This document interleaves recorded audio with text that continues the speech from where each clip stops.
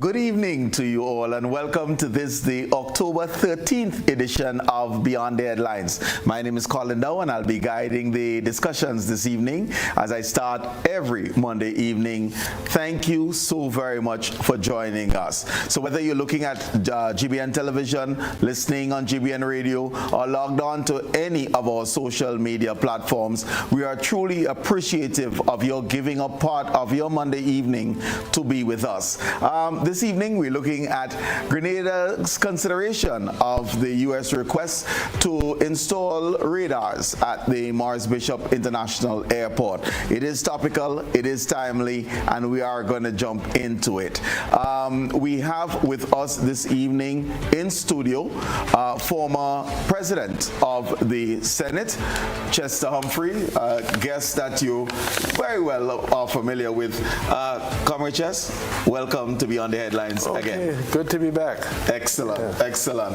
And online, we have log on Professor Ivelaw Griffith, former Vice Chancellor of the University of Guyana and one of the region's foremost experts, I will say it, I wouldn't leave him to say it, on the matters of sovereignty and the like. And he has delved into matters peculiar to Guyana in recent times in his recent books. Prof, welcome to Beyond the Headlines.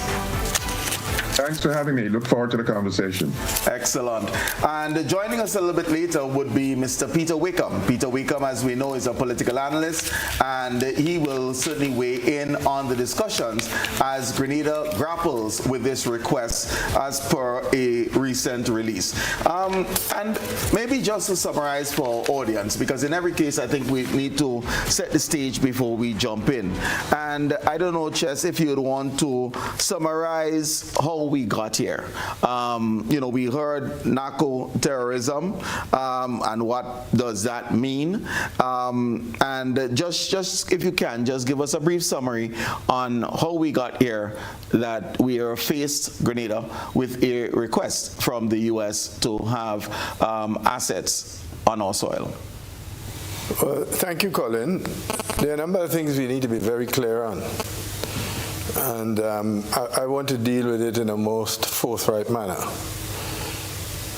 Venezuela is not a major source of either coca planting or production. The Andean countries are primarily that source. In fact, several reports, including the USDA 2024 report, from the information I have, does not identify Venezuela as a major source. A classified assessment by the U.S. National Intelligence Council, released in April,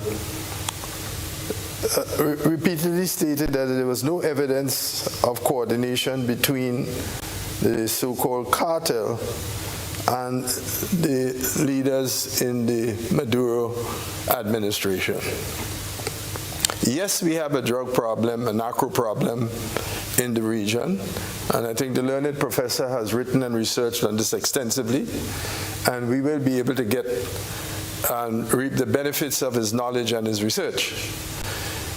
Yes, the narco trade is a threat to the sovereignty of states. Yes, it has been fueling particularly youth crime and gun crime, and what I would describe, in fact, some time ago I described the Caribbean as moving into a period of a low-intensity civil war. When you look at the crime statistics in Trinidad, even in Barbados and other places like that. So yes, there is a problem. The United States has, over time, been cooperating with governments in the region to address this issue, although not robustly, right? So there is that problem. The focus on Venezuela, as we see it now, and the buildup of, you keep saying military assets, but I want to break it down so the ordinary Grenadian citizen can understand. Advanced military hardware, including nuclear submarines, including America's most advanced fighter aircrafts. Massive Hercules transport planes have been in and out of Trinidad. In other words, having lived through the preparation and invasion of Grenada, I can see the same thing unfolding. I have lived through, I was around at the time when Noriega was taken. I noticed that sometime earlier, an indictment was returned against President Maduro, allegedly in an American court somewhere in Florida, allegedly for drug trafficking. And the question, therefore, we need to be clear that what is happening now is not focused on drug trafficking at all, because you do not need your most sophisticated armaments, including nuclear-carrying submarines, to fight the drug traffickers. And the only evidence we have so far are 4 pirogues. A pirogue is about a 20-foot or 25-foot speedboat. The Americans have not produced any evidence. They have not produced any cocaine. They have not, but people have been, without due process, murdered on the high seas. So the question is, therefore, what is behind all of this? And we know the history of the United States when it wants to, and we have had the practical experience in Grenada, where the world was told that Grenada was building under the Point Saline airport a Russian submarine base. They was told that the Point Saline airport, which is by all design a civilian airport, was being built by the Russians in order to launch an attack against the United States. We are very much familiar with the basis upon which the Iraqi war was fought, a total distortion, a total lie. We are aware of the Gulf of Tonkin incident somewhere, I think in 1964, and all those different events that have occurred in which the Americans have used essentially lies in order to launch a military offensive. Right, I'm sorry being long-winded. The point I'm about to make here is, when we are talking about military assets or special assets, these are assets in preparation for war. Let's be clear on this. These assets have nothing to do with interdicting drugs. Has absolutely nothing to do with interdiction of drugs. When you move all of these sophisticated bits and pieces of military equipment, the most advanced equipment, requiring satellite-guided cruise missiles, that's a massive amount of money that's involved, right? So let's be clear from the outset that the American intention in respect of what they're asking Grenada to do is to position ground-based interceptive satellite equipment that can coordinate and guide these missiles. And why Grenada? Because the geography of Grenada puts it in a place that it is best positioned to receive those signals and so on from satellites, which the Americans have been moving in place. These are military equipment. There is civilian equipment of law enforcement, police type things that have been set up to monitor boats and so on, and that's fine. What we have here is not quite the same. Okay. Professor, we have heard the opening salvo by Chester, and if you can, you know, we recognize that Trinidad quite quickly agreed to support the U.S. effort. Why would you want to posit Trinidad would be doing such? Let me offer 2 quick observations before I get to that question. And the observations go to an element of what Mr. Chester referred to, and they link to the question you asked on Trinidad's interest in accommodating the request. I want to offer the first observation by invoking a phrase that a former United States Defense Secretary made popular back in the 80s. His name was Donald Rumsfeld. Donald Rumsfeld talked about the existence of known knowns and known unknowns. He even said that sometimes there are unknown unknowns.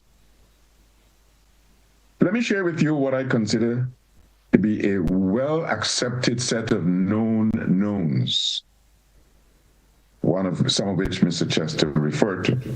It is a known that the Caribbean, including Grenada, is impacted by drugs coming from South America, going through the region, to North America and to Europe. That's a known. But it's also a known that the drugs phenomenon, whether trafficking or money laundering or other aspects, is not amenable to unilateral country action by any single country.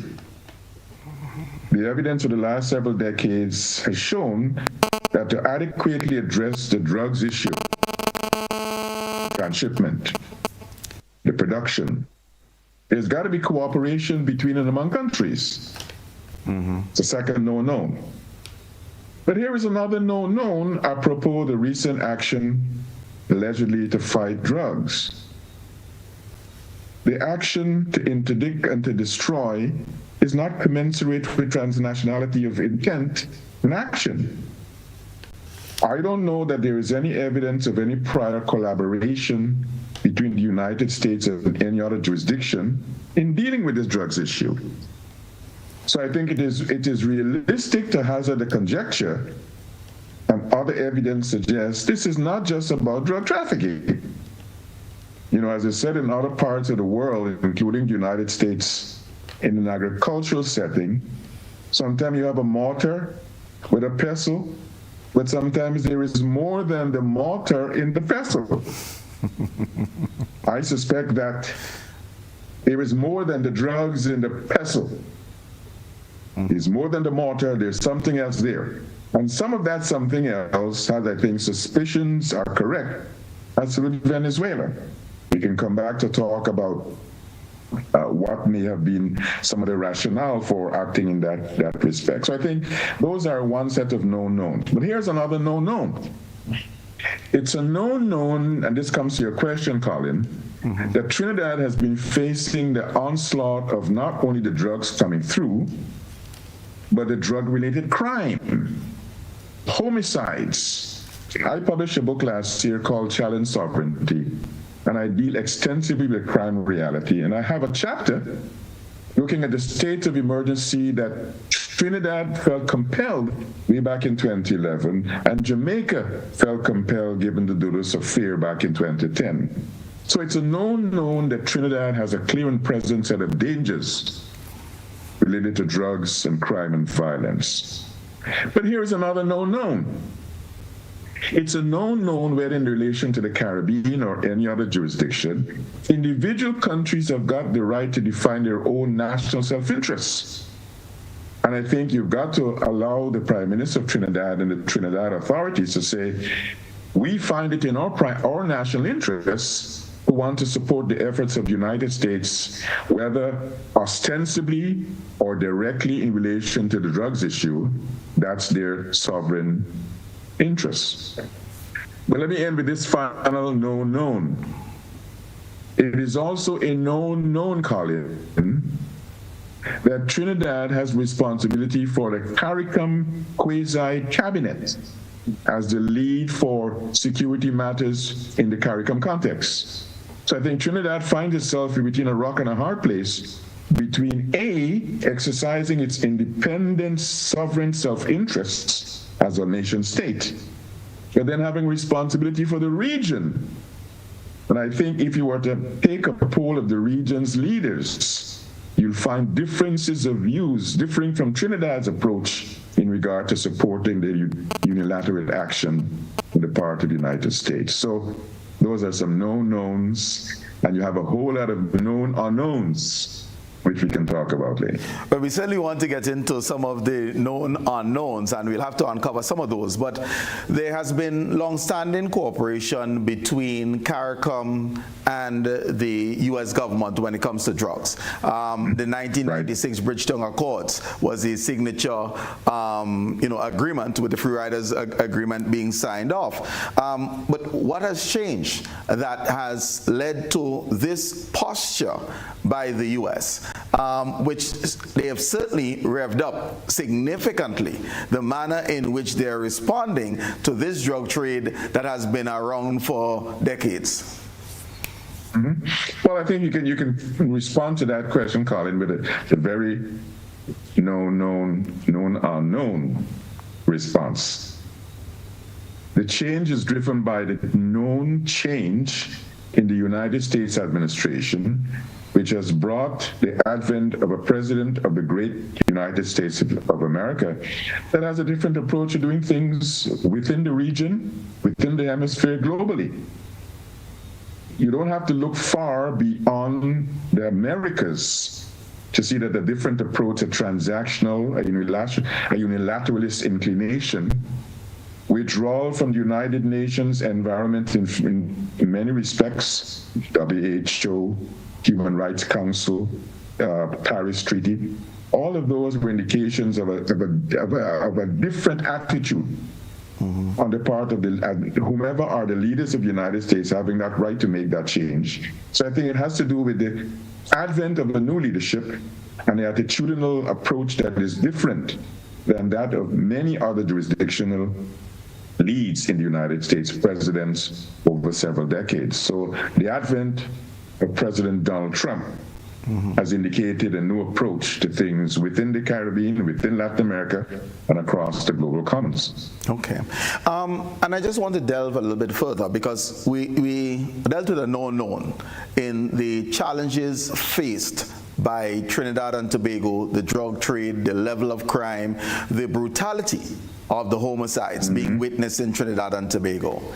There is, however, seems to be support coming from Guyana. As I look at the CARICOM nations, and you see there may be varying views among the heads. There seems to be silence from the chair of CARICOM, Prime Minister Holness in Jamaica. And I didn't necessarily hear an outcry from Prime Minister Mia Mottley either. Why is this? I think you've got, again, the dilemma that many leaders face. On the one hand, they've got to take cognizance of their individual national interests. And I'll tell you that, for me, that there's two dimensions to that cognizance of the national interest in relation to the question you just posed. And on the other hand, you've got the CARICOM-wide ambit with which to consider. Some CARICOM leaders are silent on this matter, two reasons. They don't want to voice their view if that view is against United States approach. They may be so disinclined because of the very United States' new approach to dealing with them in relation to the Cuban workers issue, in relation to visas that may be revoked or threatened of revocation, including Grenada, where the threat against one minister was there. There may be concerns in regard to return of people from their nations and requests to support people from non-Caribbean nations in their place. So there are a number of other reasons, why some Caribbean leaders may want to take the reticent approach. Some leaders also want to be reticent and not call out Venezuela in regard to things that Venezuela's been doing, because they have memories of the largesse of Petrocaribe, started by Hugo Chavez, continued by Nicolas Maduro, and the promise a few years ago on the part of Maduro to resume the largesse. So reticence, silence for them is a pragmatism as opposed to principle. That, I think, explains part of it. Guyana's circumstance is a little different. Guyana's walking between the rock and the hard place regarding knowing that there's a threat from Venezuela, and we can come back to talk about that threat in a minute. Knowing that by itself it cannot deal with any military action on the part of Venezuela, and has embraced United States and British and French and other great powers offer, and in many cases, practical demonstration of the interests in providing security. So on the one hand, you want to not upset the United States if you're Guyanese because you're committed to their support.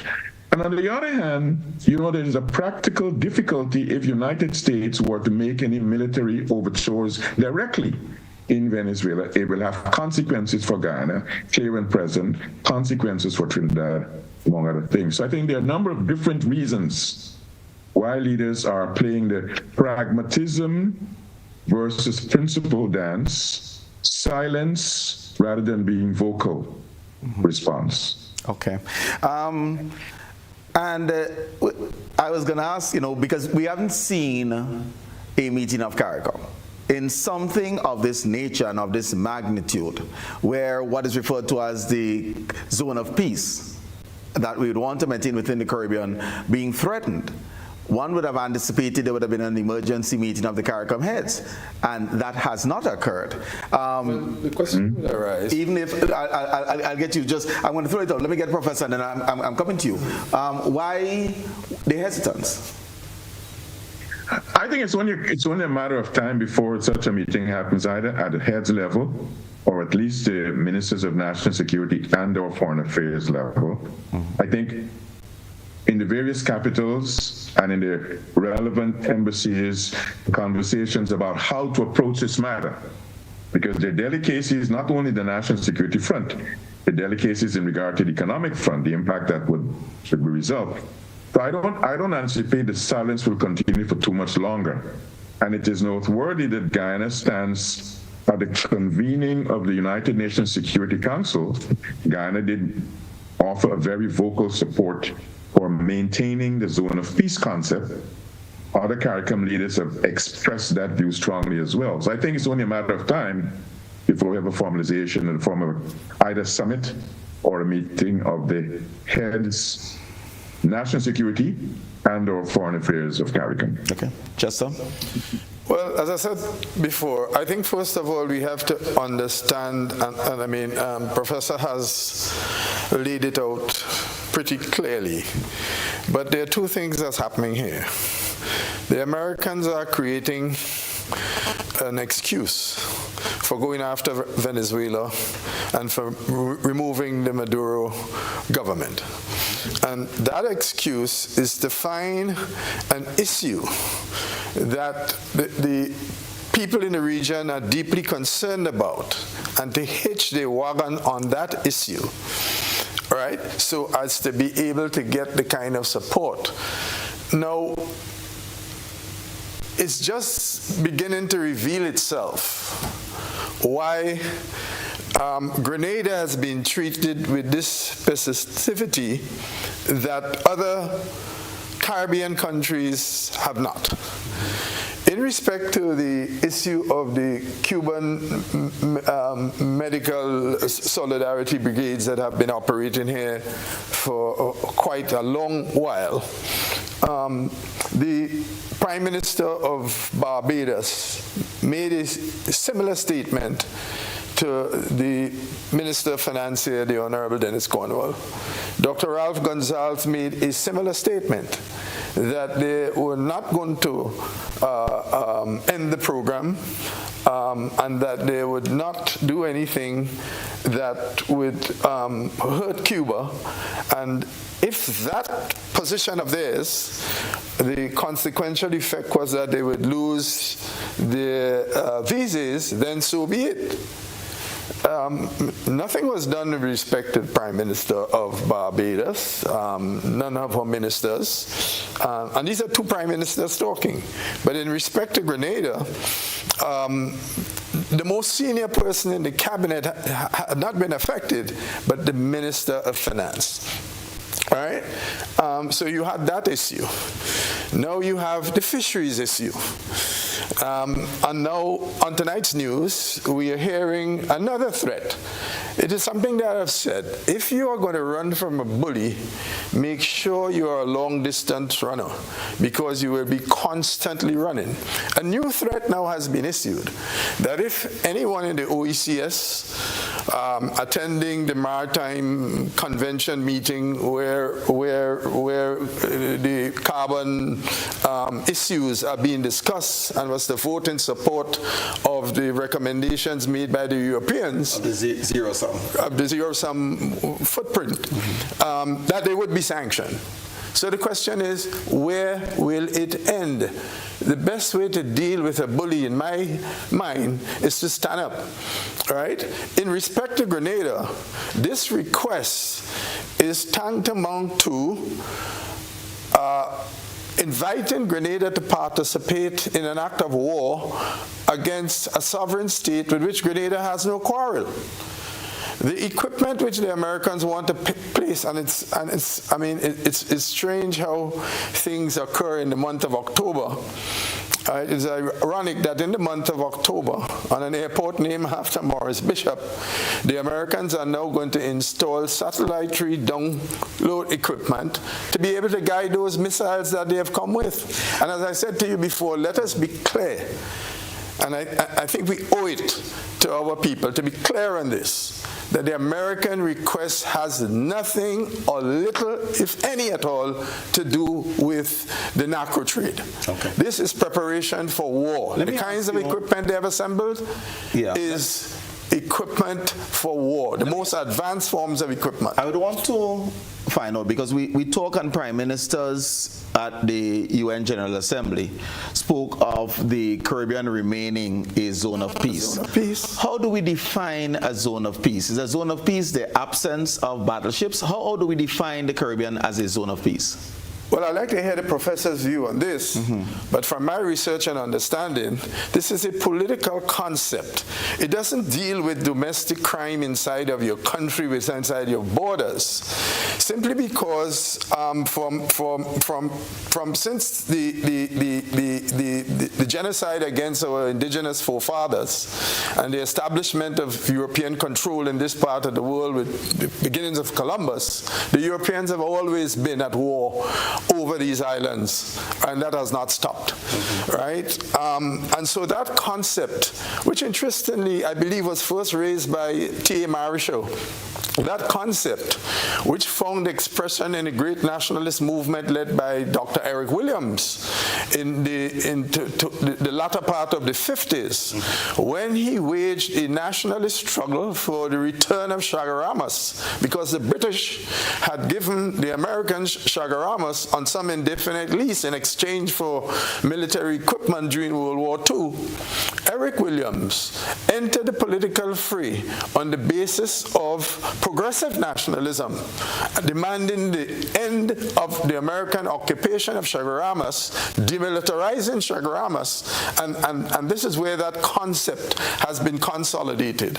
In other words, it has its history and its origin in colonial times and pre-colonial, in the period of slavery, when the European powers, our islands here, were more economically valuable given the nature and character of the international economy at that time, based on slave labor. Professor, this zone of peace, how do we define zone of peace? I want to pick up on Mr. Humphrey's excellent reference to Chaguaramas, putting it in historical context. And Chaguaramas was part of a constellation in the colonial British Empire. In 1941, Ben Winston Churchill was desperate to get America to join the fight. He found an opportunity to say to Mr. Roosevelt, this will not be a gift.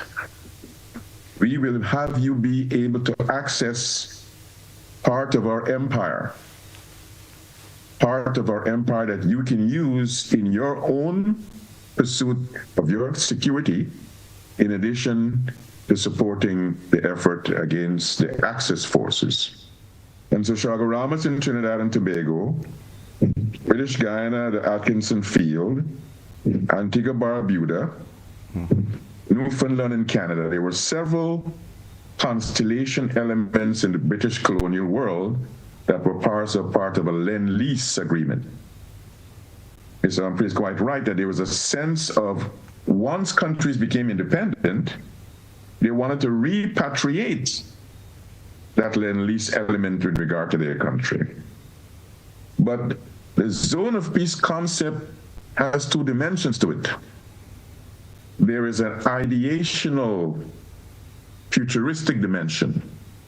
We want to be sure that going forward, beyond whatever time we currently are expressing interest, the absence of war defines the environment in which we exist.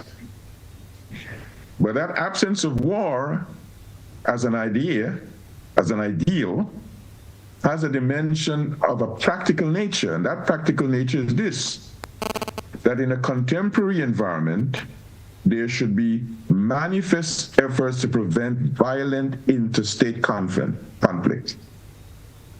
And in the context of the hemisphere, the Americas, Brazil has historically taken on that robust role to ensure that United States intervention that might fracture that ideal is not realized significantly. And I think that is partly why Brazil has played a significant behind-the-scenes role in keeping Venezuela at bay from attacking Guyana. You might recall the referendum of December 2023, where allegedly significant parts of the Venezuelan population said that Venezuela has a right to take Guyana. One of the first things that Brazil did was, knowing that Venezuela can only meaningfully attack Guyana through Brazil, through Manaus, Brazil positioned its troops and had a clear message of Venezuela: we will not allow you to fracture the peace by sending troops to Guyana through our territory. So the zone of peace concept has an historical connection, but it has a two-dimension, one of which is an ideal, and another of which is to prevent any manifest conflict interstate within the Americas, within the Caribbean. All right. Thank you very much. It is actually time for our first break, so we will take the first break and we'll be right back with you. Times Mike with you.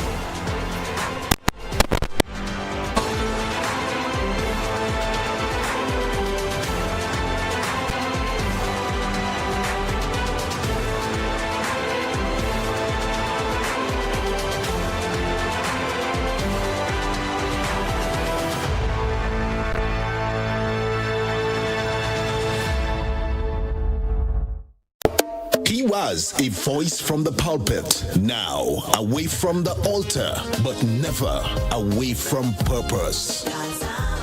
Father Gerald Paul now takes the Legends stage with fire, conviction, and a calypso that's stirring the nation. The 19th annual Hubbard's Legends in Concert, Sunday, November 9th, 5 p.m., Grenada Trade Center. Father Gerard Paul sings Truth to Power. In the face of all this violence, I will preach, I will preach. Along with the best of Grenada, Black Prince, and the Pink Panther. Tickets $60 and are available at all Gittins Healthcare Pharmacies. Quick Stop at Otway Service Station, Springs Food Mart, Clear Vision Eye Center, Gittins Pharmacy, St. George's, St. David's Pharmacy, and GoodFed.com. Father Gerard Paul, along with the voices of legends and their stories that shaped generations. The 19th annual Hubbard's Legends in Concert. One stage, one night. Get your tickets now.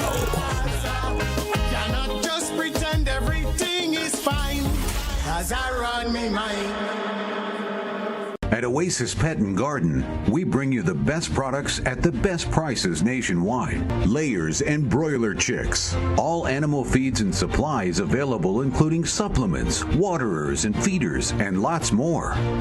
For the farmers, we have you covered, literally. Greenhouse plastic, premium quality ground cover, hydroponic systems, pesticides and fungicides, rain guns, weed whackers, and more. Visit the Oasis Pet and Garden today. Conveniently located along the Wester Hall Main Road, Wester Hall, St. David's, and Melville Street, St. George's. Now serving you at 2 locations. Visit us today. Grenada, let's celebrate the 19th annual Hubbard's Legends in Concert on Sunday, November 9th from 5 p.m. at the Grenada Trade Center with the best of Grenada along with the Black Prince and the Pink Panther. Our partners, Hubbard's, GBN, Grenada Paper Products, Grenada Distillers Limited, makers of Clack's Court, Grenada's #1 rum, Grenville Credit Union, Bryden and Miners, Agents 4, Johnny Walker, Smirnoff Vodka, and Campari, Renwick Thompson and Company Limited, Pierre Marcel, Hard On Plus, Gittins Healthcare, Dollar Savers Auto Parts, Rise and Shine Supermarket, Springs Food Mart, Excel Plaza, Clem Vision Eye Center, Chillaxing Cafe, Answer Coating, Victory Bar, Blue Bubba's PA Rental and Events Supply, Chateau de la Motte, Grenada, Captain Harris Apartments, Gem Holiday, Beach Resorts, Dana's City Inn, Glen Egg, Spring Water, and the Grenada Trade Center. Sunday, November 9th, 5 p.m. Grenada Trade Center, the 19th annual Hubbard's Legends in Concert. Please be seated by 4 p.m. Hubbard's Legends in Concert. Come on out, Grenada. Let's move to live. Sunday, October 26, 2025. Fitness walk beginning with warm-up at 2 p.m. at Progress Park St. Andrew. Organize your churches, clubs, family, and community. Great prizes to be won. Call 442-7450 to order your t-shirts now. Features and attractions galore to keep you moving. Hosted by the Health and Youth Departments of the Grenada Conference of Seventh-day Adventists.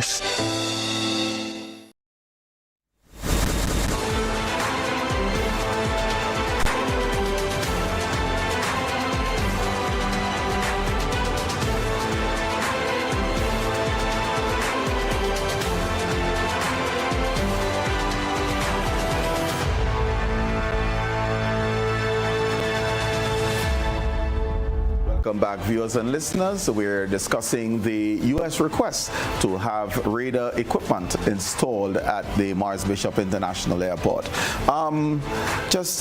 We are discussing during the break that ahead of this request, there was a statement put out by the government of Grenada, essentially volunteering to broker a deal between the government of the United States and Venezuela. I think it said that we stood willing to do so.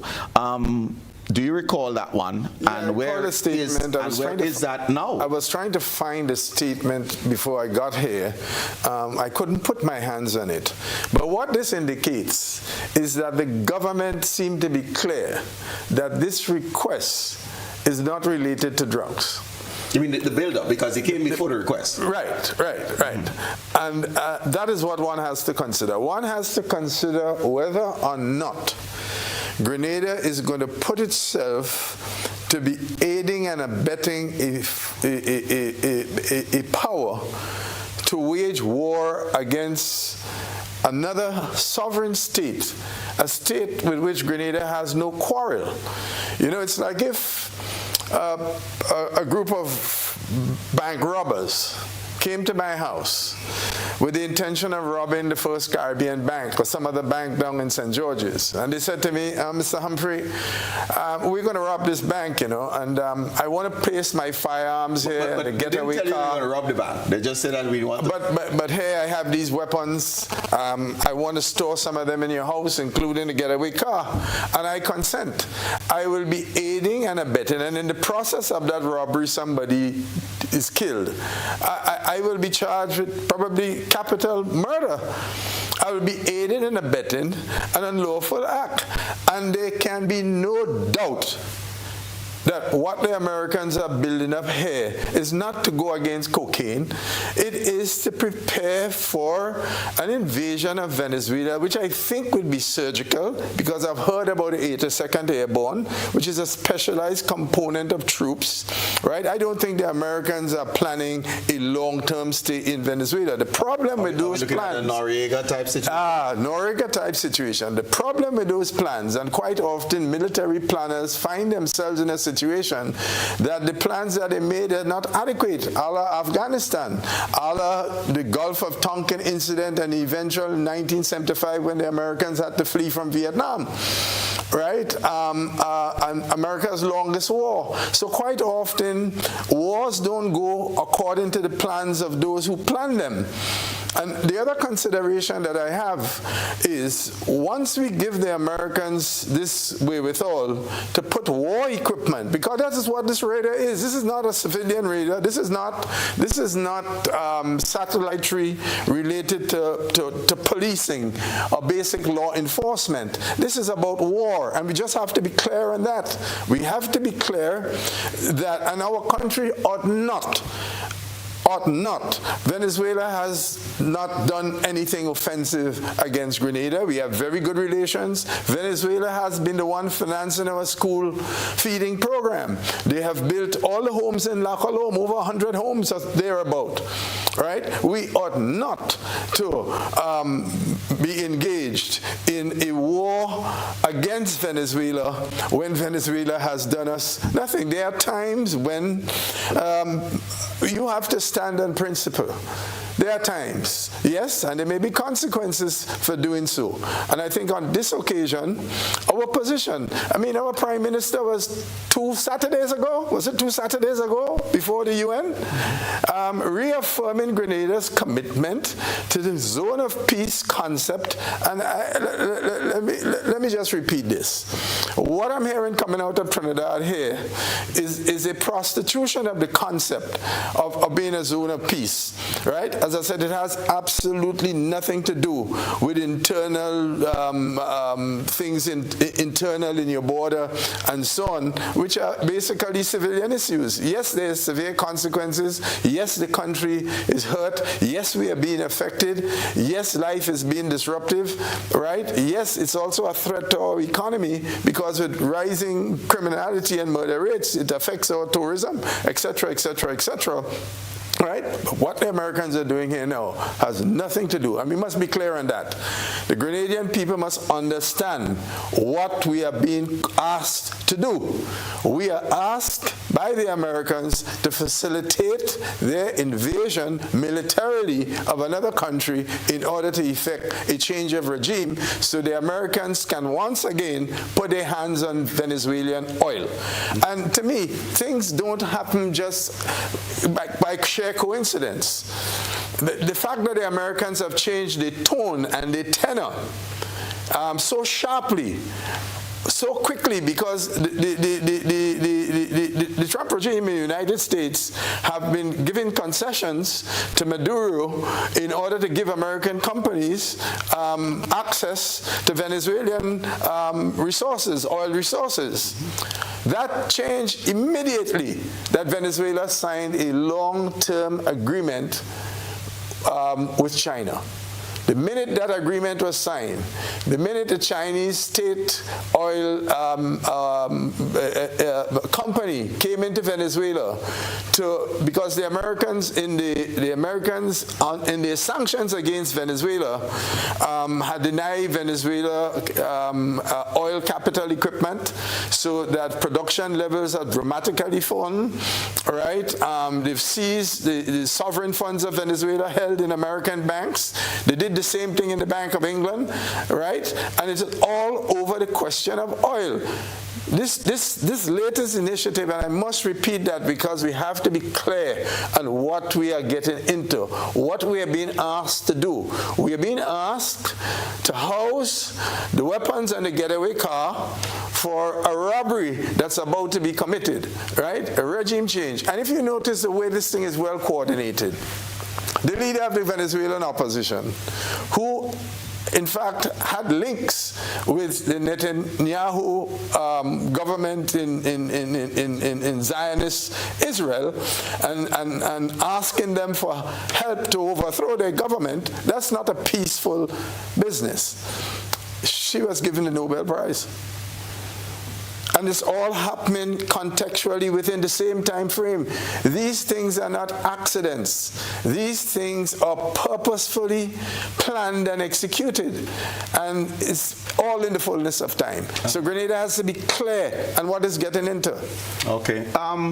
Prof, you can respond to some of the things that you heard, but I want to get into the definition of sovereignty, because Chester mentioned two occasions, in the case of Venezuela and of course in the case of Grenada, the idea of sovereignty. How do you define sovereignty?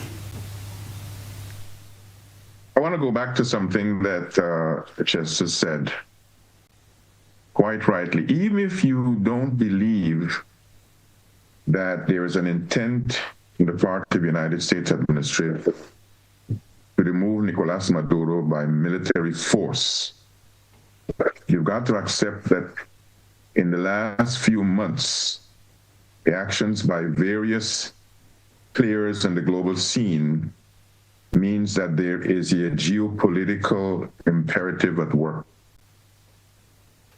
And the fact that China has now moved a massive oil rig into Lake Maracaibo means that China's investment in Venezuela, China's investment in the hemisphere is increasing. And in my view, this is part of a broader geopolitical play between the United States and other parties in regard to keeping China at bay as much as possible. And I would bet you $100 US of your money, Colin, that this is as much a signaling to China as it is any signaling to Maduro. Signaling to China that don't try to go too far in my neighborhood, because there may be actions that may impact you negatively, either militarily or economically. So I think there are broader geopolitical dynamics at play, not only in regard to Venezuela or United States concern about Maduro.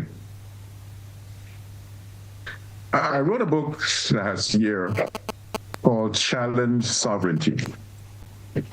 You should buy that book, Colin. Buy that book, Humphrey. I make the point that in the contemporary world of small states in the Caribbean, sovereignty is not sovereign.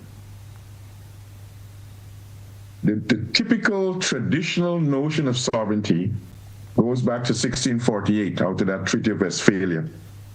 That notion for centuries held that the leaders of a nation state have the right, sole right, to make decisions about that state. To the extent that others make decisions about that state, those leaders give those rights to that other entity or that other state.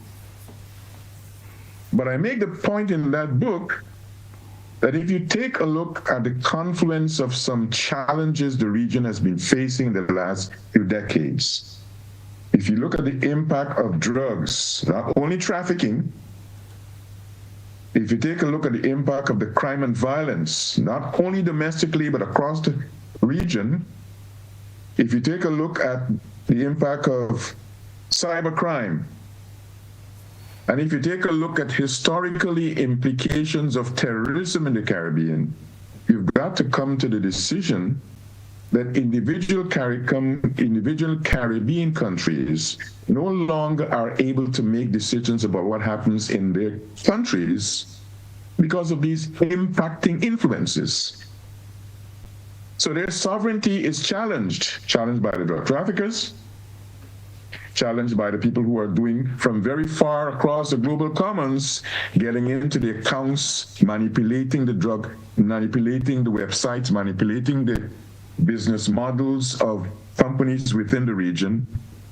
The notion of that traditional ownership of your territory and leadership making decisions, that is out the window So I make the point here that the challenge sovereignty is the order of the day. And it's the extent to, the question becomes the extent to which you can manage the challenges of that challenge sovereignty. And if you were to take a look at, even if only one nation state in Grenada, take a look at Grenada experience last year. I gave a lecture at the police headquarters a couple of months. I was here in May.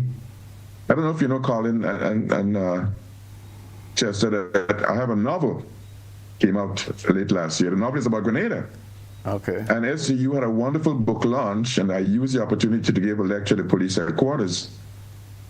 And I make the point that, look, even Grenada is not immune from the cybercrime.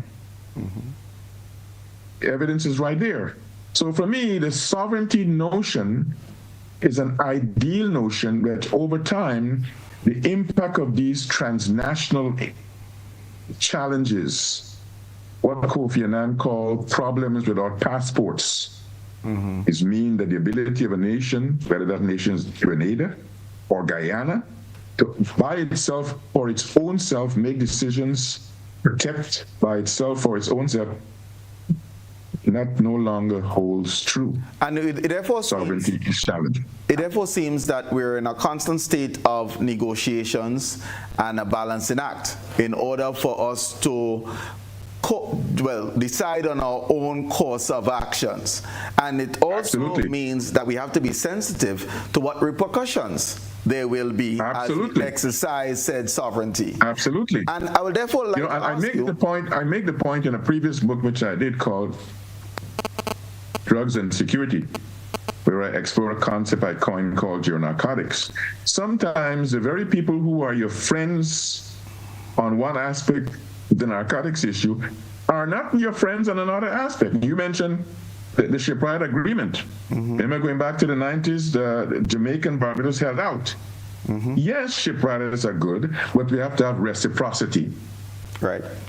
So you can have the negotiation, the managing with your friends who sometimes are not your friends when their interests, their national interests, they consider important enough to be ahead of their collaboration, their cooperation with you. As I think the challenge sovereignty has many manifestations of challenges. So how can a prudent posture look like? Or how can prudent posture, let's say by Grenada, look like? We have a request tabled by the United States of America. As Chester correctly pointed out, we're not at war. We have any beef, using local parlance, with Venezuela, and we have been able to access things like Petrocaribbean, etc. How do we manage the tensions that now exist as a small island state as ours? With great difficulty. And with the preparation to suffer the consequences, as Chester quite rightly said, of taking some actions that may, in the view of others, be inimical to their interests. I think the government is doing the right thing as to first not jumping out with a decision or an announcement of an intended action right away. I'm hoping that the government is having conversations not only within Grenada, getting the views and building constituency support for what ultimately it decides. I'm hoping that there are conversations within CARICOM.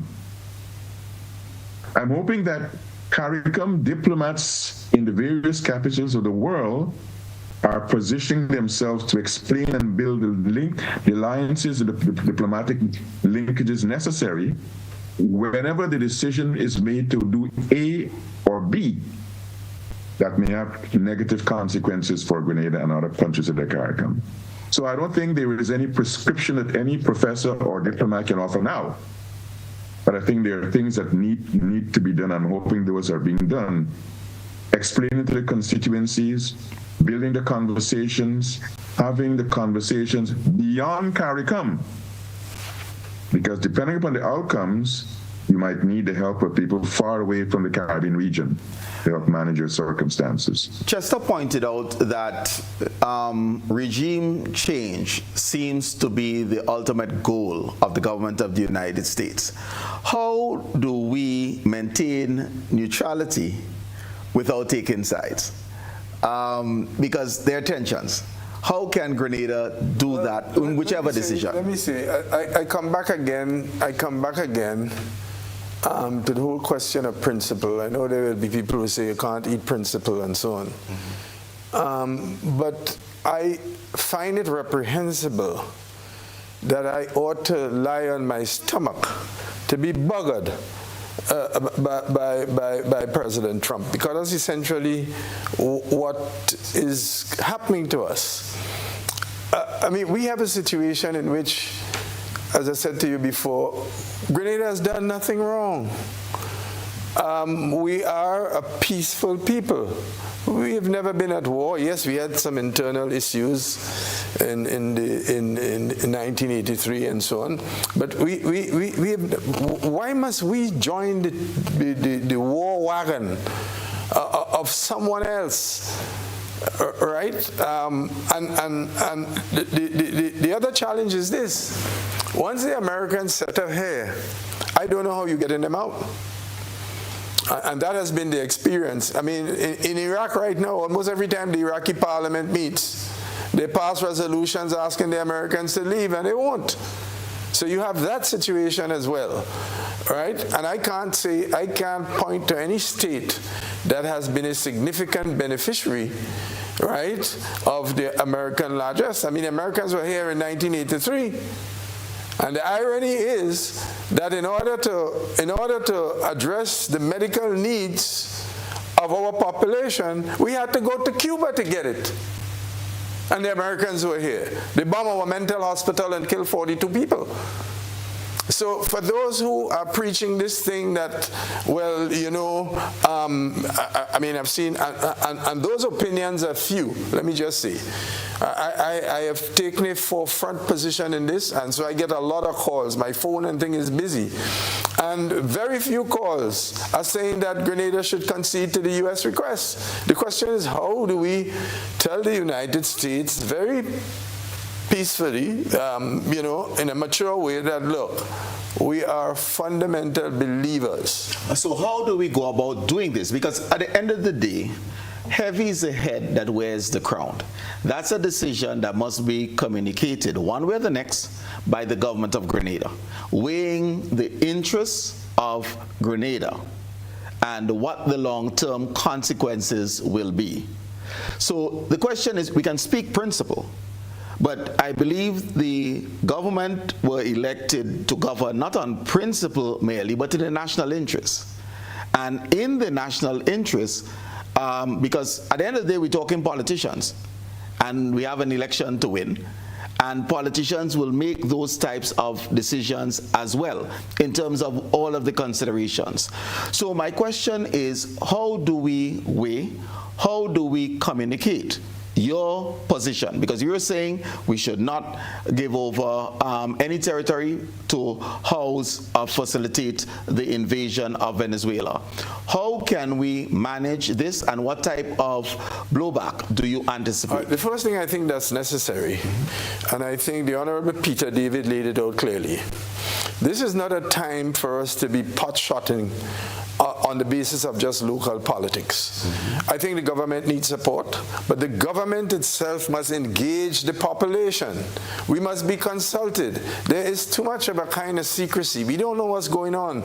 I mean, I think the time has come for the government to have massive consultations with the NGOs, with the trade unions, with the churches. Let us have a broad, lively discussion of the people. Theoretically, yes, but is that realistic in a circumstance of this nature when you know the backdoor conversations, not everything can be made public? But I think we have to, I think there's some things in this issue that has to be made public.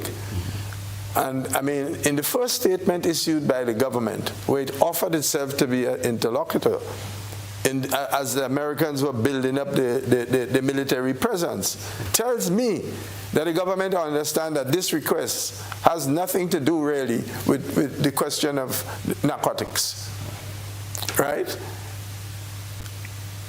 And I think the government needs to explain the consequences of this and the effects of this and what we are being asked to do You know, I'm being asked to join in a haste because it's all about those resources of oil that Venezuela has. Let's assume that everything that you said is correct.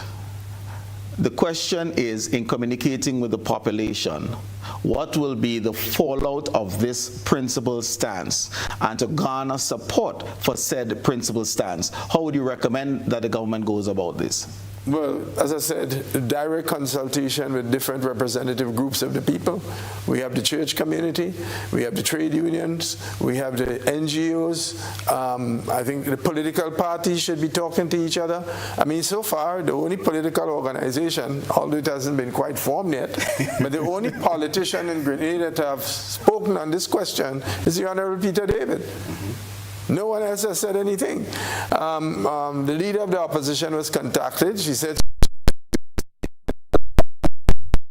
right, events are unfolding quite rapidly. Visiting Grenada, I think tomorrow, is not the head of the DEA.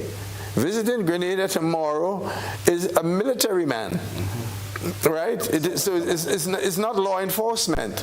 It's as I say, it's not head of the drug enforcement agency. Is a senior person within the military establishment of the United States. And again, this is not coincidental. Right? So the events are unfolding fairly rapidly, and the leadership, whether that leadership be in the opposition or be in the government, we are not hearing anything. I am not aware that the trade unions have been summoned to a meeting to be briefed. I mean, there may be some things you can't say publicly. There may be some things that a limited amount of things you can say. But certainly, the urgency within which this matter has to be addressed. I remember when the G7 met a few months ago, and there were some unfolding events. President Trump cut short his visit to Canada and went back to the United States. We are in the middle of preparations for a war in which we are being cajoled, enticed with threats to participate, to aid and abet. And I mean, what's happening? Professor, what should the government do to communicate either way? What its decision is to get buy-in, recognizing there will be consequences? Well, let me refer to something that I said earlier that speaks to that question you asked. But to add to the conversation that you and Chester are having now, governments have to be careful to walk a balance between the P word principle and the P word pragmatism. And even if the government of the day has a life more than a year or more than 2 years, as the current government does, still has to be concerned that pragmatism has to be a consideration. In that decision matrix cannot be principle, have to be pragmatism. In regard to pragmatism, I imagine that Grenadian decision makers need to keep in mind two things. A, this is not a Grenada-only decision, because the implications go beyond Grenada. Even if the satellite installation, the military assets are in physical Grenada, there are implications beyond Grenada. And B, I'm hoping that Grenadian decision makers are putting that pragmatic consideration on the table of what are Grenadian national interests that may be part of the conversation right now. So if you want us to give you permission to put satellites, what do we get? That's a pragmatic consideration. So I'm hoping that the decision makers are putting in that decision matrix principal issues, but also pragmatism issues. I like the constituency groups referred to just now that should be part of the conversation matrix. If not necessarily the decision matrix, but the conversation matrix. The NGOs should be part of it. The trade union should be part of it.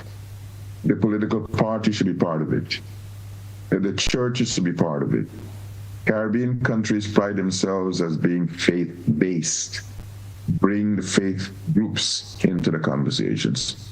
But also bring people beyond the region into the conversation.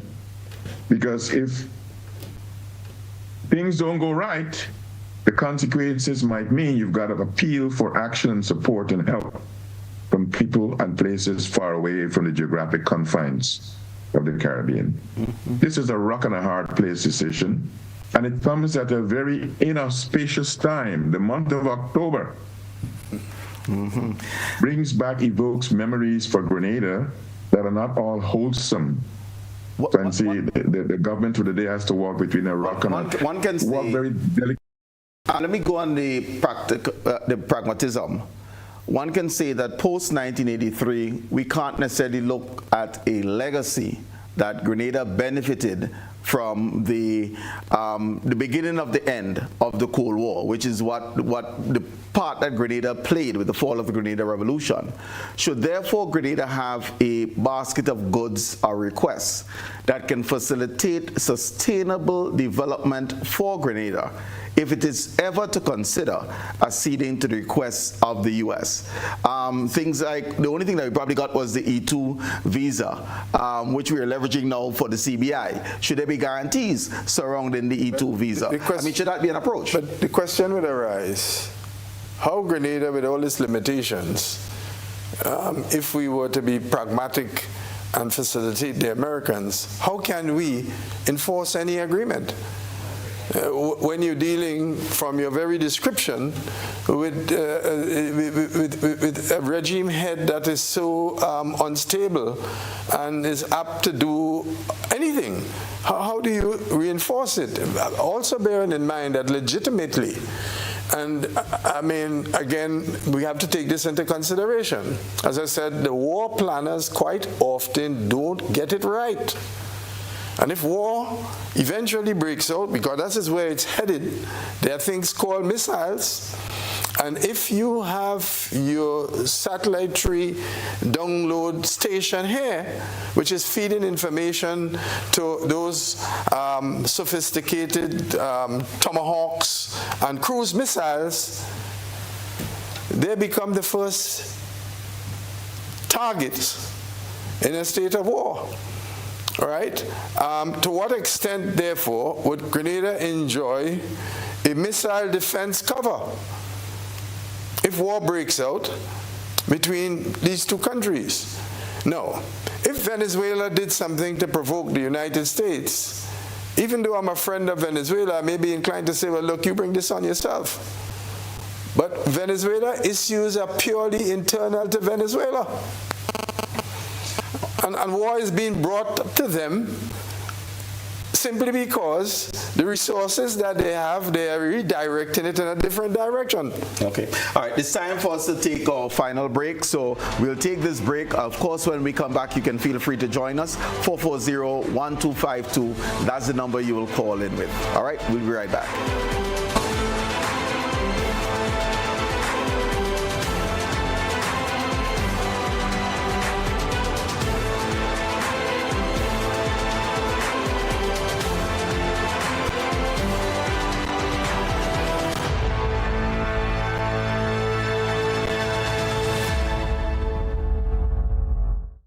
Welcome to Caracou, small in size, rich in spirit. As you step off the boat, you're greeted by smiling faces and warm island vibes. Your adventure begins here.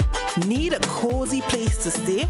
The Mermaid Beach Hotel has been a favorite for years. Waterfront views, clean comfort, and located in the town. In Bogles, the Roundhouse Cottages offers rustic charm with a touch of elegance. A peaceful hideaway surrounded by nature. Prefer something private? Dowe Island Villas gives you space, sea breeze, and a home away from home feel. Wake up to the sound of waves and views that stretch for miles. We're ready to welcome you. When are you coming? Whether you're refreshing a bedroom or giving your home a bold new look, the Color Shop has the perfect paint and tools to make it happen, inside and out. With quality finishes for every surface and accessories to match, we make painting easy from start to finish. Whether it's a DIY weekend or a contractor starting a brand new project, the Color Shop is the trusted choice.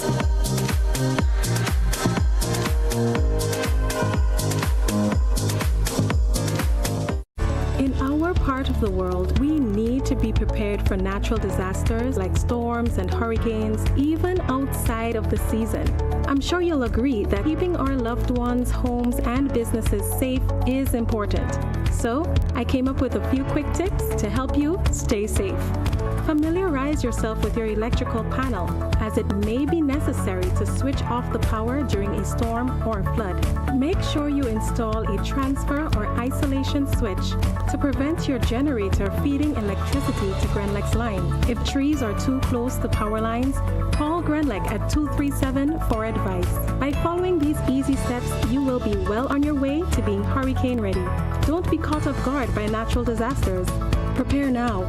For more information, visit grenlec.com.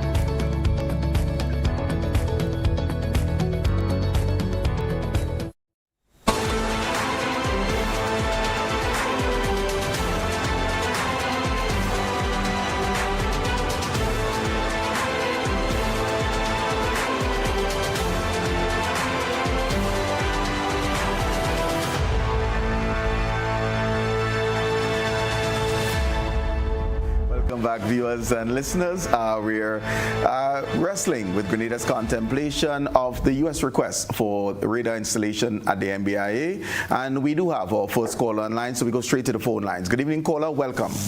Yeah, good night. Good night, Colin, and good night to your esteemed guests. First of all, I want to agree with Senator Humphrey totally. I have similar conclusion. But let me say that, as somebody who began speaking against this for months now, especially when the Rowley government signed those agreements with even back then with the Biden administration, I am concerned that we stand to suffer immensely. And don't forget, you know, we supported either through abstention or voting in favor of the apartheid regime and the United Nations. And we suffer from that because when Nelson Mandela was supposed to come to Grenada, his advisors tell him no, because Grenada had voted in favor of the apartheid or abstained that benefited the apartheid regime. We had to be cognizant of what we do. It has long-term implications. And the thing about where we will suffer this, Cuba has suffered for all these years and they're still standing. The other thing, and I think Chester tried to allude to it and I talk about it. We say we are a Christian country. We've been talking about bullying lately. Are we saying that we have to lay down for bullies because the bullies in the United States? And this is not about ideology here. This is about principle. We have to show example by the decision we make and stand by it regardless of the consequence. Okay, thank you. Very much. Thank you very much, caller. The sentiments stand by the consequences. Let me just table this. And Professor, let me ask you this. The New York Times reported a couple of days ago that there have been active negotiations ongoing between the U.S. and Venezuela, where Venezuela gave a number of concessions, restricting the contracts going to, increasing and giving preferential treatment to U.S. companies like Chevron. They're about to sign a deal or just signed a deal with Shell, which is the largest European company, limiting the access to Venezuela oil of China, Iran, and to Russia. All of this they have done. There have been overtures on both sides, with U.S. ex-veteran being released from a Venezuelan jail, a young lady being returned to her parents in Venezuela. And then all of a sudden, there was a chop. So there seem to have been concessions being made by the Maduro government. What was not being decided upon was an exit by Maduro, and talks broke down. Does this reinforce the fact that the only aim of the U.S. government is regime change?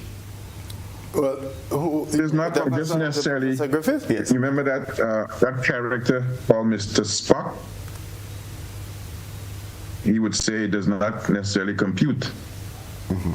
And for me, it doesn't compute necessarily because I still hold the view that there are more geopolitical issues in the mortar than the pestle.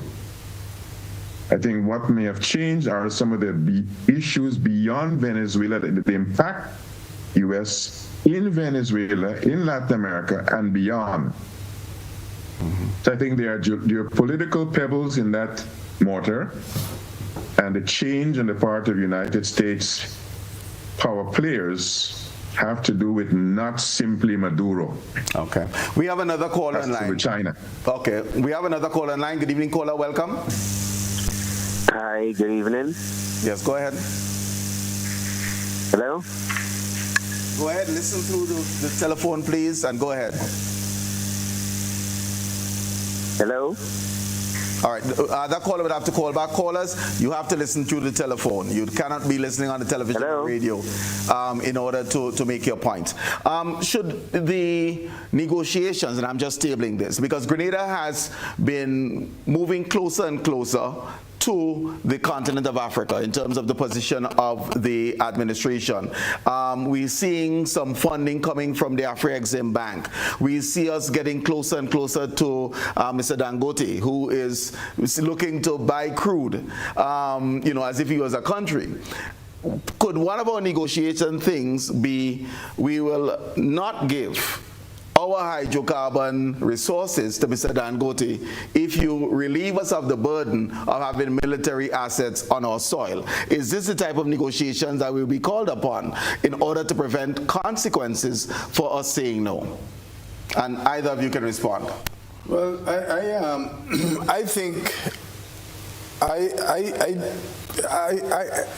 find that kind of approach is really repulsive. We should strike the best deal for our country. And if that means going with Dangote, that's what we do. If it means going with the Americans. But interestingly enough, America has dominated the oil sector in Venezuela for the better part of more than a century and a half, I think. And what did America leave behind? It left behind massive poverty in Venezuela, grinding poverty for a country with so much riches. So we have to bear these things in mind. We have to bear in mind that when the Americans come in, the only interest is profit.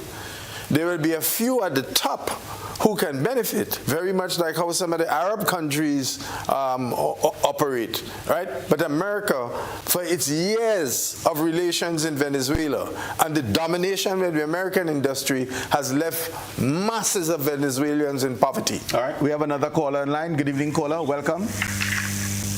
Hi, good evening. I have listened to you, Chest, and of course, I appreciate your position. However, I must say I brutally disagree with you, and here's why. At the moment, we face sanctions from the United States. One of our government ministers' visa has been revoked. We are seeing now where students graduating from SGU trying to get visa to go to the United States to do their internship. They've been blocked. We have a fish ban come January 1. So our coastal villages and our rural communities would be in serious hardship. We have problems with the post office, where we no longer can ship small parcels. We have visa restrictions on Grenadians. I respect your position, Chess, and of course, you're a gentleman that I have a whole lot of respect for. But if the government were to say no, Grenada economy would be grounded to a halt. Now you speak of Venezuela's assistance to Grenada. Great. They build 100 houses. They give us oils and credit and whatnot. And I heard you talk about sovereignty. But Chess, Venezuela, Iran, and North Korea are one of a few countries in the world that have not signed on to UNCLOS. That is the United Nations Convention with the Laws of the Sea. And as such, we are unable to establish maritime boundaries between Grenada and Venezuela, so we could know exactly where our exclusive economic zone lies. But I know the word sovereignty has been ringing. If you look at the situation with Venezuela, Venezuela is at conflict with all the neighbors: Suriname, Belize, Brazil, Colombia, Guyana. And we have pending issues with Venezuela for a very long time that they are just unwilling to come to the table to have delimitation talk. So we too can exploit the resources of the sea. The United Nations has set out parameters as to how the resources of the sea between nations should be divided based on landmass. But Venezuela remained a stumbling block. It was only after Guyana took Venezuela to the international court that they were able to start drilling for oil. And even when the international court gave a decision, Venezuela refused to abide by the decision and still threatening to invade Venezuela. I mean, Guyana. Guyana is a CARICOM state. And I mean, you know, I've heard the leaders of the Caribbean, like they mute on Venezuela's aggression to the neighbors. Look at Dominica for one. We have Bud Island, an island right off from Dominica. Venezuela have a military outpost there. All the waters under Point Celine in the continental shelf, they lay claim to it. So I believe the government should say yes. We should negotiate with the Americans. We should negotiate for yearly grant aid. We should look at the visa-free travel for Grenadians going to the United States. We should even ask for amnesty for the Grenadians living in the United States who are illegally running from ICE. We should get the Americans to look at that and get as much as we can for Grenada. But to say no would cause serious consequences, especially for rural Grenada. So you know. Thank you very much, caller. Responses? Professor, I'll give you an opportunity to weigh into this particular opinion. Well, I think the caller is expressing a sentiment which I suspect other Grenadians may hold, and it is all the more reason why the conversations need to be had within the national space of Grenada, involving a variety of constituencies, so the government of the day can hear the views and act accordingly. Not necessarily going to act in consonance with the view of the loudest voice, but taken into consideration, which means that at the end of the day, once a decision is made, it can come back to the national space and explain why they've made this decision, why it's in the best interest of the country, and what the country will need to do going forward. But I want to end my commentary by invoking another name. It is relevant to the conversation regarding United States and Venezuela. The other name I want to invoke is a guy called Henry Kissinger. Distinguished scholar, distinguished diplomat. At one point, he was both Secretary of State and National Security Advisor to Nixon. This is what Kissinger once said. United States does not have permanent friends or permanent enemies. Of interest. Only interests. Mm-hmm. The very Venezuela the United States is against right now, for the last couple of years since Hugo Chavez, United States one was a big, buddy, strong friend of Venezuela. As a matter of fact, if you go back into the records of the early 60s, you see the strong friendship between United States and Venezuela partly explains Venezuela's antipathy towards Guyana regarding the Essequibo. That's correct, absolutely correct. So it is not a case of America is now big against Maduro and that may be permanently the reality. Things could change because interests could change. Kissinger said it rightly, and not only true of the United States, true of many other countries. United States does not have permanent friends or permanent enemies. It has national interests, and those interests can change over time. Okay. We have another caller online. Good evening, caller. Welcome. Yes, caller, listening on the telephone, please. Go ahead. Yeah, hello. Good evening, Colin. I just want to make a point as it relates to the question that you have posed to Senator Humphrey. Now, Senator Humphrey is a gentleman that I also have great respect and admiration for, but he seems to be eluding the question which you ask. How can we say no? Despite the fact that we know there are going to be consequences. However, we might be precipitating a crisis. We should have confidence in our administration to make the right decision. Now, are we willing to face the consequences? If there will be consequences, we are just, as I said, maybe precipitating a crisis. Now, there are many emotions, flying around about, look at Cuba under many sanctions and they're still standing and so forth. But let me ask a question. How many of those who are peddling that have ever been to Cuba? Do you know the trouble some of the Cuban people are seeing in Cuba? As relates to Maduro, Maduro is no saint, as we know. Maduro is no Chavez. So what should we do? What are the consequences? If the government says no and we suffer the consequences, it's the same populace that will come back and turn around and wants to chastise the Prime Minister for not making a good judgment. We cannot go up against a bully. Senator Chester Humphrey said that if that bully running you down, the best thing to do is to stand up.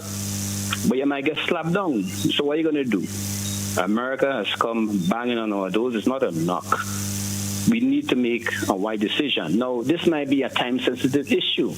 Yes, Senator has a point about consultation, but that's like a referendum. America don't have the luxury of time. They know exactly what they're going to do. They have already maybe appointed a time they want to invade Venezuela or so forth. We don't have time for that. But are we willing to face the consequences if there is a consequence? But as one caller said, we are a bit, even Chester said, we are a faith-based country. Probably we just have to pray and maybe the bully might just move on. So we have to take all of that into consideration and take it into context as relates to the pickle we are in. Thank you very much. One item in the basket of consequences is the fact that if you are engaged in as a partner, and this is what Grenada will become if we consent to have the Americans place the military satellite down station here, you then become a legitimate target. You become a legitimate target, and as I say, quite often the generals who plan a war get it wrong.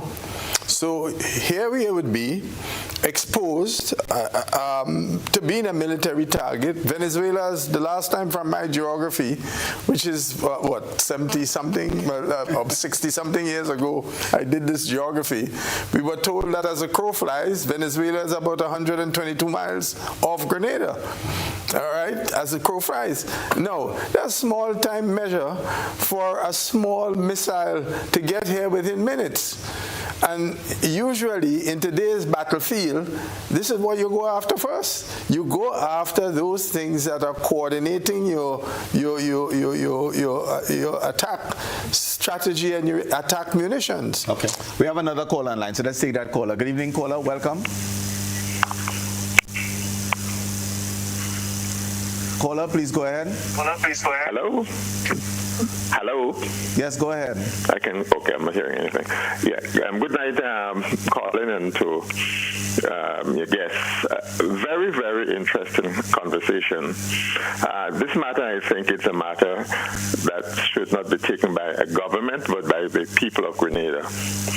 And in addition to the consultations that are being mentioned, I think it's a matter that should be brought to the Parliament, so that no political party can afterwards say, oh, you did the wrong thing, we would have done something different.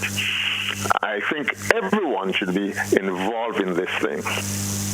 Now, we can say yes, you know. Are you hearing me, though? Yes, go ahead. Yeah, Grenada can say yes, but you can put certain terms attached to your yes. And America will be left to accept or not accept them. For instance, you can fine. If it has to do with drug interdiction, we're all there. But we are not going to encourage or facilitate hostility against a neighboring country, which has been kind to us. So you can say yes, but these are the conditions.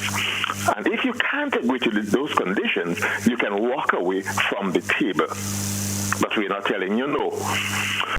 Secondly, we have to be also very careful. The mention was made of not having permanent friends or enemies. If we support the United States in hostilities against Venezuela, and afterwards, when things are patched up, these are our neighbors. They are much stronger than us. We have leaned on them in the past. Our fishermen get drifted down on the coast all the time. We have to go begging on our knees, asking them to house them, take care of them. We know what it is. We are neighbors. So you don't go and support a stronger bully against your neighbor, and when that bully and your neighbor become friends, then you now have an enemy. So I think it's something that has to be treated on very carefully. The whole of the country should be involved, and we can say yes and set our grounds. If they can't accept them, let them walk away from it. That's my contribution. Thank you.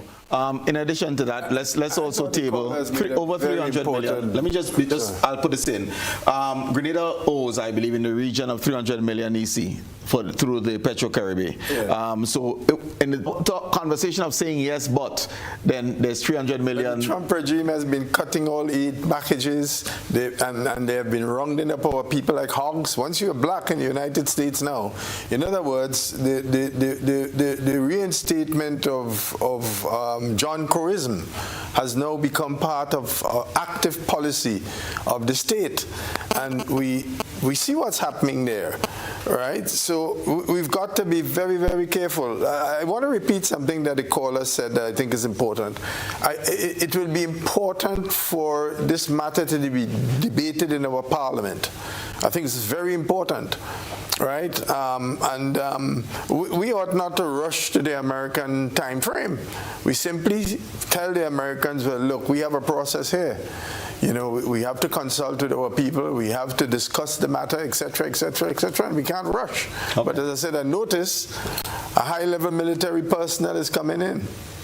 Boy, those pirogues must be having, I don't know. We have another caller online. Good evening, caller. Welcome. Hello, good evening, and thanks for having me. I would like to say that I have faith in the government and the Prime Minister and also the people of Grenada. But I think we should leave it up to the government and not take it to the people, because from what I've been hearing so far, a lot of people on the ground think that we should say yes to America. I disagree.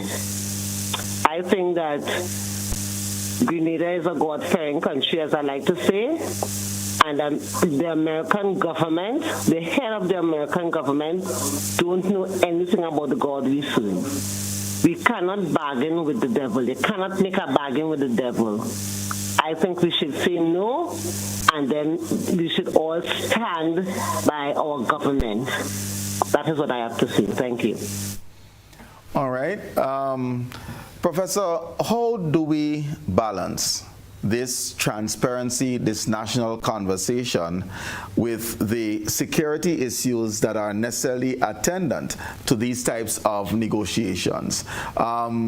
Would it really be an exercise in futility and just playing for time? I mean, can there really be meaningful dialogue, whether it is with the population, with the civic organizations, and even in Parliament?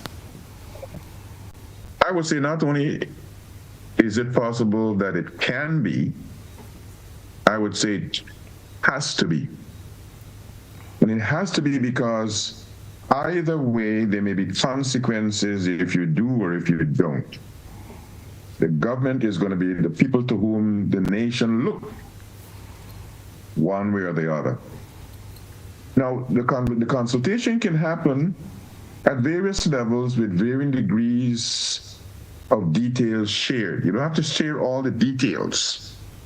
but you've got to give people a sense of inclusion in the conversation process and commit to them that you take their views under advisement and that you'll come back to them at the end of the process to share your decision and hope that they are on board with staying the course.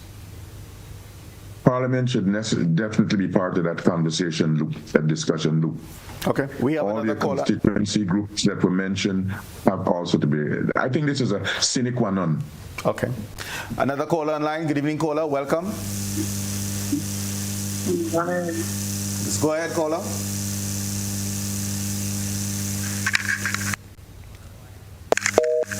Okay, we lost that one. Do we have any diplomatic tools in our toolbox to push back against the United States? What are some of the things that we can leverage in saying no? Because this is an important question as well. I don't know what there is to leverage. I mean, the Trump administration has taken on Canada, its most trusted and long-standing ally, a country it shares its longest border with. They're going after Iceland. And the way in which they have treated many allies. And so it's a unique feature of this administration. So you're saying there's a trust problem? Well, there's a trust problem because you don't know tomorrow morning, depending on which side of the bed Trump wake up, new ideas or opposing ideas or contrary ideas to what existed yesterday may arise. Okay. And I don't know what diplomatic tools we can have. I mean, this is a small country, a population, 110, 120,000 people. I mean, we just simply have to say, we've considered this matter. It is clear to us that this has anything to do with interdicting drugs. We're on board. You can have our engagement and our cooperation.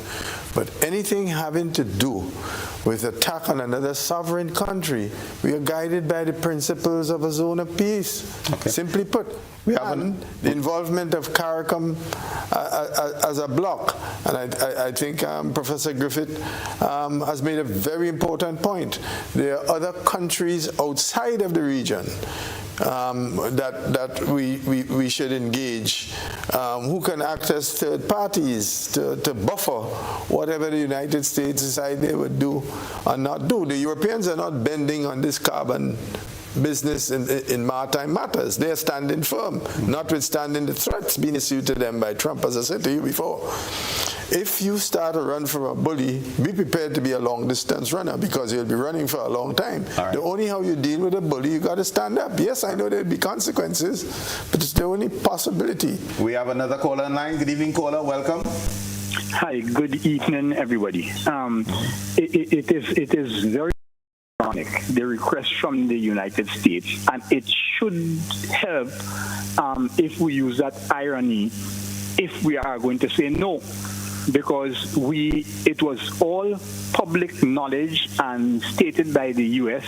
Ronald Reagan, in fact himself, right, indicated that Americans came to Grenada and died to keep Grenada from being involved in military issues and to keep the airport from being a civilian airport and not a military airport.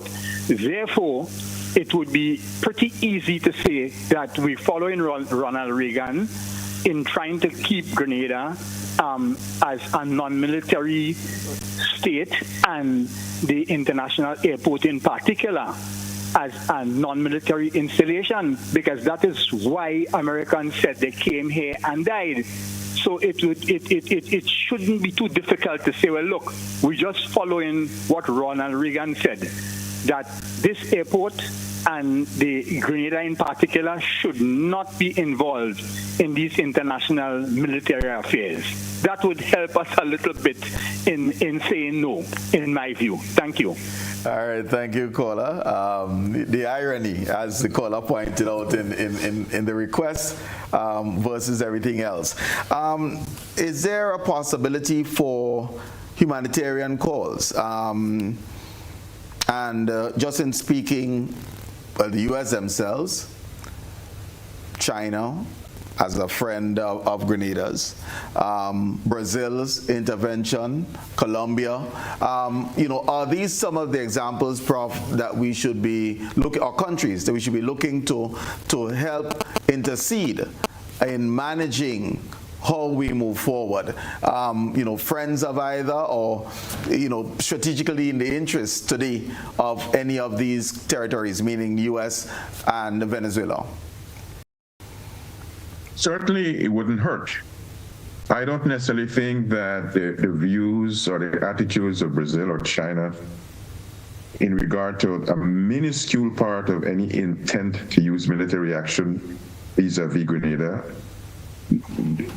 I don't think the American establishment would pay any attention to what Brazil or China or the EU thinks with regard to installation using Grenada for military assets.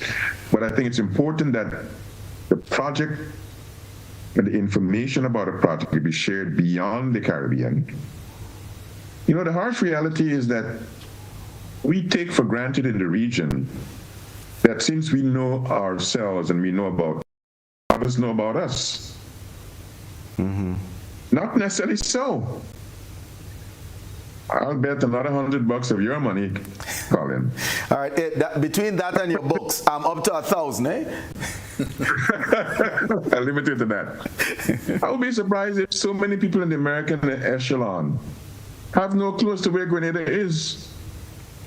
So I think it's incumbent on Grenada and the region to educate the broader publics through diplomatic means about this challenge, this opportunity. And even if there is no consequence that requires Grenada to go to them afterwards, they will have been informed about the challenge that Grenada has faced and the decision that they had to take one way or the other. Okay. We do have another caller online, so this will be our final caller. Good evening, caller. Welcome. Okay. We do have another caller online, so this will be our final caller. Good evening, caller. Good night, Brother Colin, and good night to the panelists. I am very disappointed that tonight, a matter like this, I do respect the opinion and the contribution by Brother Chess and the Professor, okay? However, you do not have a technical person on the panel who could explain about military radar system. For starters, you cannot have a military installation radar system in or around a commercial airport. Okay?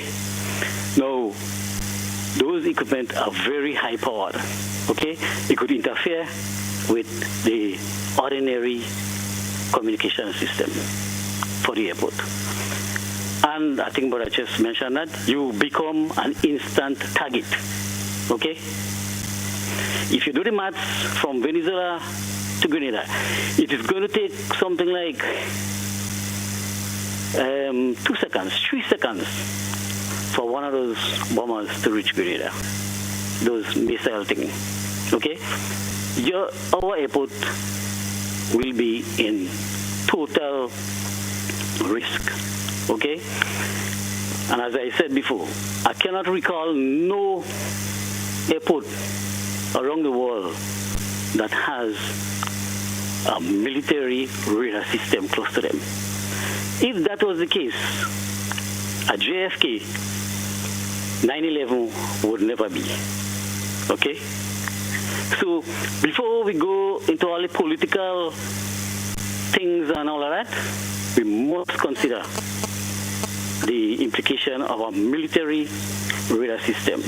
So what are you doing with all the people in the surrounding areas? Point Saline, Grand Anse and all. What are you doing with them? Okay? Think about the defense system that must be put into place to defend the same radar system. Okay? And you cannot, no civilians will be allowed anywhere close there. Okay? And the system, you have to change and rotate the people who man in this type of radar system.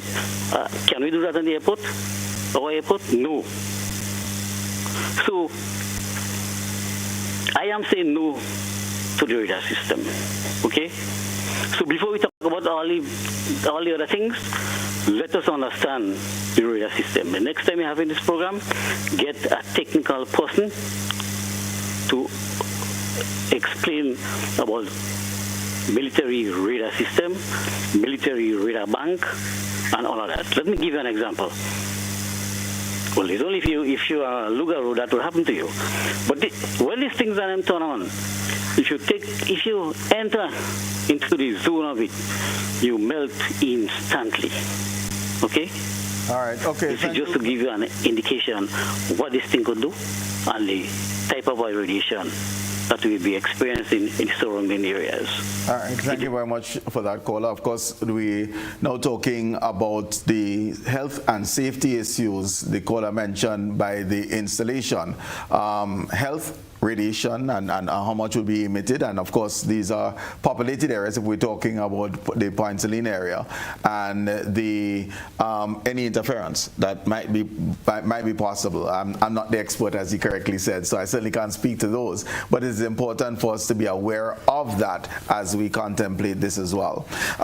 As we wrap up, and let me allow you, Professor, to go with some closing comments. So closing comments, wishes, advice for the government of Grenada and the people of Grenada, and those can be the same or they can be distinct. Let me end by saying thanks for the opportunity to share some thoughts and have a conversation, which in my view I have benefited from. I would offer two sets of thoughts.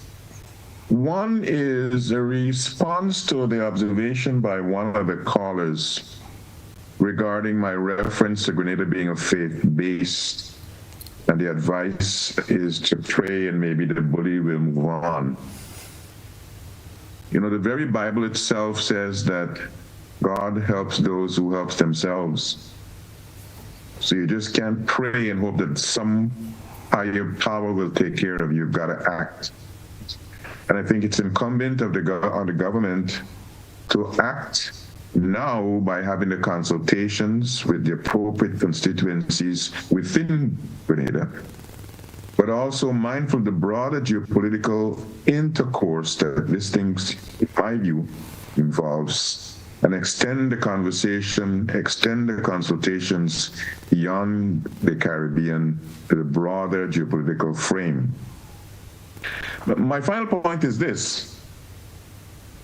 We've talked about some of the known knowns, but there are so many known unknowns and unknown unknowns. And I think only time will tell to what extent some of the known knowns that we've discussed and some of the known unknowns that we've hinted at that need to be considered will manifest themselves in a way that allows Grenada not to come out in a worse condition than when it went in at the beginning of this whole process. Mm-hmm. Thank you. Thank you very much. Known unknowns, Chester, so I want you to leap off from there. Yeah, I associate myself fully with in a summary way, with all that Professor Griffith has said. The challenges that we face on this one. And but the prescription I would recommend is just a repeat of what I said earlier. I think it's important to convene a meeting in Parliament on this before the government makes any commitment to the Americans one way or next. I think Parliament needs to meet on this matter. Secondly, I don't think that this is an opportunity for scoring political points. I think we have to support the government, taking a cue from the statement made by the Honorable Peter David, who has come up front, all right, and has laid the position out. His position out, so we're clear on that.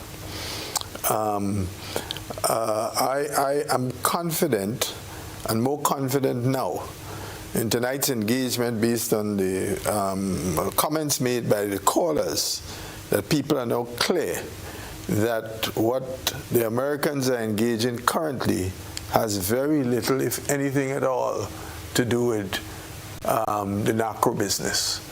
Right? What the Americans are involved in is preparation for war, and we have to understand that.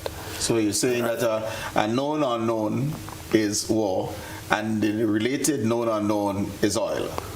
Yes, well, it's all, well, the purpose of the war, well, Trump said it, you know. Trump said while in his first presidency in an interview, I think it might have been CNN, I can't remember which, he said he would not have spent so much time in Iraq, sorry. He said, I would just go in there and take the oil. He said it. That's a policy, a strategic policy statement. And that's what's happening here. That's what's happening here now. And as I say, why they have hastened the time frame, all right, is simply because the Chinese have come knocking. They've signed an agreement with China. China's national oil company have rigs now in Maracaibo, right? They're pumping billions of dollars to revitalize. In other words, the American sanctions are no longer working, right? The latest economic report I heard, I can't remember the source of it right now. I was trying to find this on my computer and I didn't, is that the Venezuelan economy has shown healthy signs of turning around. And internally, sections of the ruling class in Venezuela are taking a more neutralist position to the government and not a hostile position to the government. All right? So the Americans see the clock is ticking, and they decide that they're going to move because they need to undo a lot of the things in respect of where these oil resources are going. And as I say, for those who support a yes, I want them to bear in mind that America's position in Venezuela hydrocarbon industry has left large swathes of the population in dire poverty. All right. Until Chavez. Chester Humphrey, thank you. Thank you, Professor Ivelaw Griffith, I thank you. And to you, the viewers and listeners, thank you so very much for sharing your Monday evening with us. I trust that this was an enlightening discussion. Heavy is the head that wears the crown. The decision lies with government, but as was advised, the discussions ought to be broadened before the decisions are announced. I thank you very much once again and look forward to being with you, not within 6 days and 22 and a half hours I normally would close with, because of course, next week, Monday, is the commemoration of Heroes Day. Public holiday, we'll be off, so I will see you 1 week later. Take good care and let us continue to work in Grenada's interests. Have a good evening.